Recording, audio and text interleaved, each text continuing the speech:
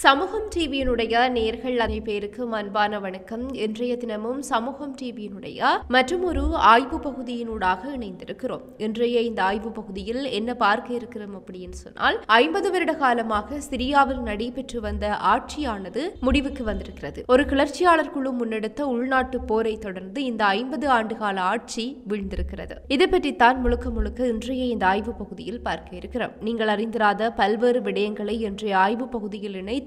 எனவே தவறாமல் முழு காணொலியையும் பாருங்க. அது மட்டுமில்லாமல் நீங்கள் சமூகம் டிவிக்கு புதியவர் அப்படின்னு சொன்னா மறக்காம சமூகம் டிவியை சப்ஸ்கிரைப் பண்ணிக்கொள்ளுங்க. கூடவே பக்கத்தில் இருக்கிற அந்த பெல் பட்டனையும் கிளிக் பண்ணி வச்சுக்கொள்ளுங்க. வாங்க நாங்க இன்றைய இந்த ஆய்வு பகுதிக்குள் போகலாம். சிரியாவில் இருக்கின்ற அதிபர் பசர் அல் அசாத்தினுடைய ஆட்சி கவிழ்ந்து விட்டதாக தகவல் வெளியாகி இருக்கிறது. சிரியா தலைநகரில் போராளி குழுக்கள் நுழைந்ததால் அசாத் தப்பியோடி இருப்பதாகவும் தகவல் வெளியாகி இருக்கிறது. போராளி குழுக்களிடம் சரணடையும்படி வீரர்களுக்கு அந்த நாட்டு ராணுவம் உத்தரவு பிறப்பித்திருக்கிறது. 50 வருட ஆட்சி கவிழ்ந்து விட்டதாக வீரர்களுக்கு அந்த நாட்டு ராணுவம் அறிவிப்பு வெளியிட்டிருப்பதாகவும் தகவல் வெளியாகி இருக்கிறது. சிரியாவிலிருந்து அதிபர் பசர் அல் அசாத் விமானத்தில் ரகசியமாக தப்பியோடி இருப்பதாகவும் தகவல்கள் வெளியாகி இருக்கிறது. இவ்வாறு அடுத்தடுத்து பரபரப்பான செய்திகள் வந்து கொண்டே இருக்கிறது. சிரியா நாட்டில் அதிபர் பசார் அல் அசாத் தலைமையிலான அரசு நடந்து வருகிறது. எனினும் அந்த நாட்டில் 2011ஆம் ஆண்டு முதல் உள்நாட்டு போர் நடந்து வருகிறது. இதில் 3க்கும் மேற்பட்ட மக்கள் கொல்லப்பட்டிருக்கிறார்கள் அப்படின்னு சொல்லி ஐநா அமைப்பு தெரிவிக்கின்றது. இது இந்த எண்ணிக்கையை விட 3 மடங்கு அதிகம் அப்படின்னு சொல்லி சிரியாவினுடைய மனித உரிமைகள் கண்காணிப்பகம் தெரிவிக்கின்றது. சில ஆண்டுகளாக பெரிய அளவில் வன்முறை எதுவும் ஏற்படாத நிலையில் கடந்த வாரம் மீண்டும் அங்கு கிளர்ச்சி வெடித்திருக்கிறது. இஸ்ரேல் மற்றும் ஹிஸ்புல்லா இடையே போர் நிறுத்த ஒப்பந்தம் ஏற்பட்ட அதே நாளில் இந்த கிளர்ச்சி வெடித்திருக்கிறது. இந்த நாட்டினுடைய அதிபராக இருக்கின்ற பசர் அல் அசாத்துக்கு எதிராக ஹயாத் தக்ரீர் அல்ஹாம் என்ற அமைப்பினரின் தலைமையில் கிளர்ச்சியாளர்கள் போரை தொடங்கி இருக்கின்ற நிலையில் சிரியாவில் தற்போது மீண்டும் 8 ஆண்டுகளுக்கு பிறகு உள்நாட்டு போர் ஒன்று ஏற்பட்டிருக்கிறது. 2011இல் அல் கொய்தாவின் நேரடி இணைப்பாக ஜபத் அல் நுஸ்ரா என்ற வேறு பெயரில் ஜஹாத் தக்ரீர் அல் சாம் அமைக்கப்பட்டது. குழுவினுடைய தலைவர் அபூபக்கர் அல் பக்தாதியும் ஜபத் அல் நுஸ்ராவினுடைய உருவாக்கத்தில் ஈடுபட்டார். சிரிய அதிபர் அசாத்துக்கு எதிரான குழுக்களில் தாக்கத்தை ஏற்படுத்தக்கூடிய ஒரு குழுவாக இது கருதப்பட்டது. ஆனால் இதன் புரட்சிகர கொள்கையை விட ஜிகாதி சித்தாந்தம் அந்த குழுவினுடைய உந்து சக்தியாக கருதப்படுகிறது. 2016ஆம் ஆண்டில் இக்குழுவின் தலைவரான அபு முகமது அல் ஜவ்லானி அல் கொய்தாவுடன் இருக்கின்ற தொடர்பை பகிரங்கமாக துண்டித்து ஜபத் அல் நுஸ்ராவை கலைத்தார். பின்னர் ஒரு புதிய அமைப்பை நிறுவினார். ஒரு வருடம் கழித்து இதே போன்ற பிற குழுக்களுடன் இணைந்த போது ஹயாத் தக்ரீர் அல்சாம் என்ற பெயரை இந்த குழு பெற்றது. இத்தனை காலமாக சிரியாவில் பல போராளி அமைப்புகள் சிரிய அரசை எதிர்த்து போராடி வந்தன. இப்படிப்பட்ட நிலையில் தான் அதிகம் அறியப்படாத ஹயாத் தக்ரீர் அல்சாம் என்ற குழு அங்கே தற்போது வெற்றி அடைந்திருக்கிறது. இது கிட்டத்தட்ட மிகப்பெரிய அரபு புரட்சியாக பார்க்கப்படுகிறது. ஈராக்கில் அமெரிக்காவிற்கு எதிராக அல் கொய்தா போராடியது பலருக்கும் தெரியும். அந்த அல் கொய்தாவில் இளம் போராளியாக அனுபவம் பெற்ற ராணுவ தளபதியான அபு முகமது அல் ஜோலானி என்பவரால் தான் இந்த குழு உருவாக்கப்பட்டது. அபு முகமது அல் ஜோலானி மிகவும் இளமையான தலைவர் அப்படி என்றாலுமே அவருக்கு ராணுவ ரீதியாக நிறைய அறிவு இருக்கிறது. அரசியல் ரீதியாகவும் நிறைய அறிவு இருக்கிறது. இதன் காரணமாகவே அபு முகமது அல் ஜோலானி இந்த குழுவை உருவாக்கிய சில வருடங்களில் அவருடன் மற்ற போராளி குழுக்கள் இணைந்தன. ஜபத் அல் நுஸ்ரா என்ற குழுவை நடத்தி வந்த இவர் 2016இல் ISIS அமைப்புடன் ஏற்பட்ட கருத்தியல் வேறுபாடுகள் காரணமாக 2017ஆம் ஆண்டு ஹயாத் தக்ரீர் அல்சாம் என்ற இந்த அமைப்பை உருவாக்கினார். அவருடன் தற்போது 10க்கும் மேற்பட்ட போராளி குழுக்கள் கைகோர்த்திருக்கின்றன. இப்படிப்பட்ட நிலையில் தான் சிரியாவில் அதிபர் பசர் அல் அசாத்தினுடைய ஆட்சி தற்போது முடிவிற்கு வந்திருப்பதாக தகவல் வெளியாக இருக்கிறது. அவருக்கு எதிராக கிளர்ச்சியாளர்கள் படி கிட்டத்தட்ட 50 வருடங்களாக போராடி வருகிறது. அந்த போர் இன்று அசாத்தினுடைய வீழ்ச்சி காரணமாக முடிவிற்கு வந்ததாகவே கூறப்படுகிறது.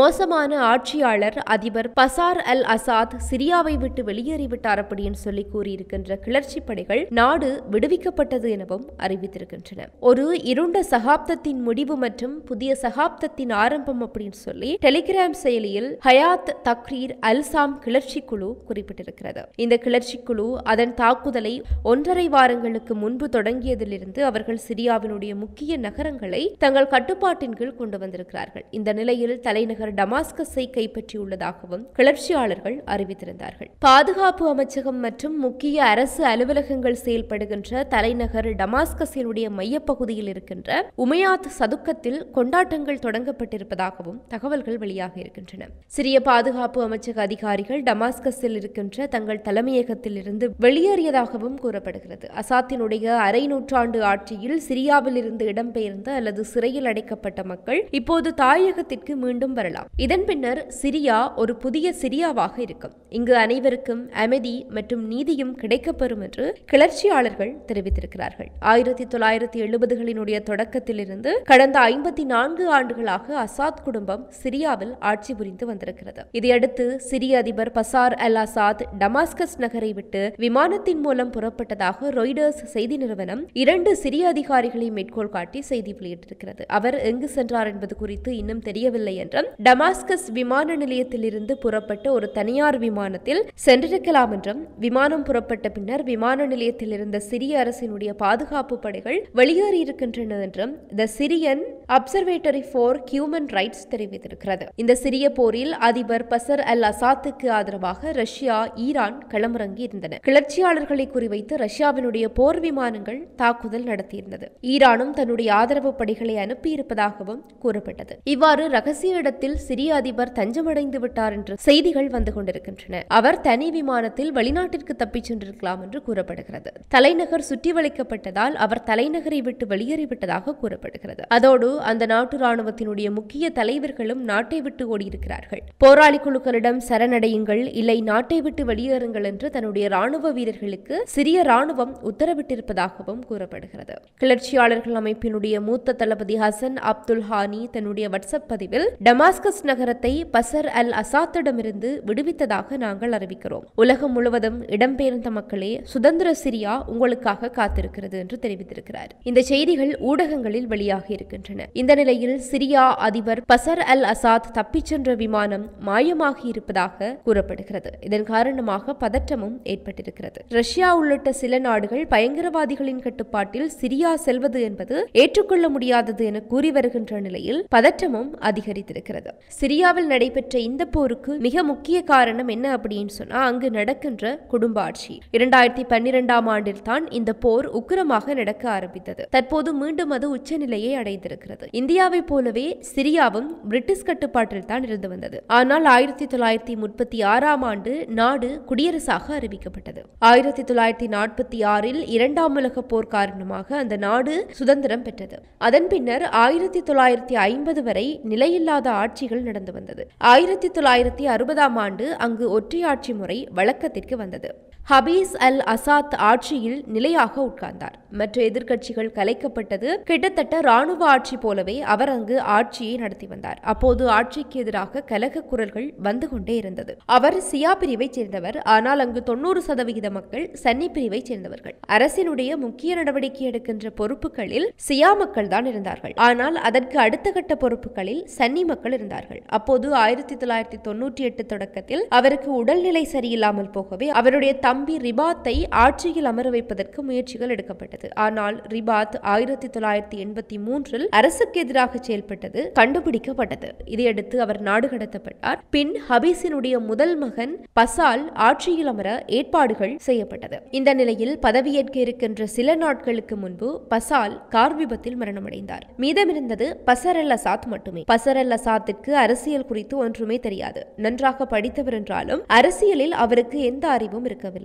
அதிலும் அவர் இளைஞர். ஹபீஸ் 2000ஆம் ஆண்டு மரணமடைந்த போதுதான் பசர் அல் அசாத் அதிபராக பதவியேற்றார். படித்த இளம் நபர் ஆட்சிக்கு வருகிறார் என்று பலரும் எதிர்பார்த்துக் கொண்டிருந்தார்கள். ஆனால் எதிர்காலம் அவர்களுக்கு வேறு விதமான திட்டங்களோடு காத்திருந்தது. பசர் அல் அசாத் ஆட்சிக்கு வந்ததும் சன்னி சியா பிரச்சனையை உருவாக்கினார். 2ஆம் கட்ட இடத்தில் இருந்த சன்னி மக்கள் முற்றிலுமாக அகற்றப்பட்டார்கள். அரசினுடைய அனைத்து பிரிவிலும் சியா மக்கள் அமர்த்தப்பட்டார்கள். 30 வருடம் தந்தை ஆட்சி நடத்திய நிலையில் 26 வருடமாக ஆட்சி செய்து வருகின்றார் பசர் அல் அசாத். இந்த 56 வருடங்களில் யாருக்கும் வேலை இல்லை, சரியான மருத்துவம் இல்லை, உணவு இல்லை. இந்த நிலையில் 3ஆம் தர நாடாக சிரியா மாறியிருந்தது. இதை எதிர்த்துத்தான் அங்கு போர் தொடங்கியது. உலக நாடுகள் அதிபருக்கு உதவியாக வந்தன. துபாய் போன்ற நாடுகள் போராளி குழுக்களுக்கு உதவியாக இருக்கிறது. இந்த போரில் இதுவரைக்கும் 5 லட்சத்திற்கும் அதிகமான மக்கள் மரணமடைந்திருக்கிறார்கள். ஆனால் இன்னும் பலரினுடைய மரணம் குறித்த முழுமையான முழுமையான அறிவிப்புகள் வெளியாகவில்லை. இது 6 லட்சத்தை தாண்டும் அப்படின்னு சொல்லி ஐநா அமைப்பு கூறியிருக்கிறது. ஹயாத் தக்ரீர் அல்சாம் என்ற கிளர்ச்சியாளர் குழு தற்போது சிரியாவை கட்டுப்பாட்டிற்குள் கொண்டு வந்திருக்கிறது. இத்துடன் சமூகம் டிவியினுடைய இன்றைய இந்த ஆய்வு பகுதி நிறைவு பெறுகிறது. தொடர்ந்தும் சமூகம் டிவியோடு இணைந்திருங்கள். இது போல மேலும் பல வீடியோக்களை பெற சமூகம் டிவி நியூஸ் சேனலை சப்ஸ்கிரைப் பண்ணிக்கோங்க. கூடவே பக்கத்தில் இருக்க பெல் ஐகானையும் கிளிக் பண்ணிக்கோங்க. அப்படியே உங்களுடைய நண்பர்களுக்கும் ஷேர் பண்ணுங்க.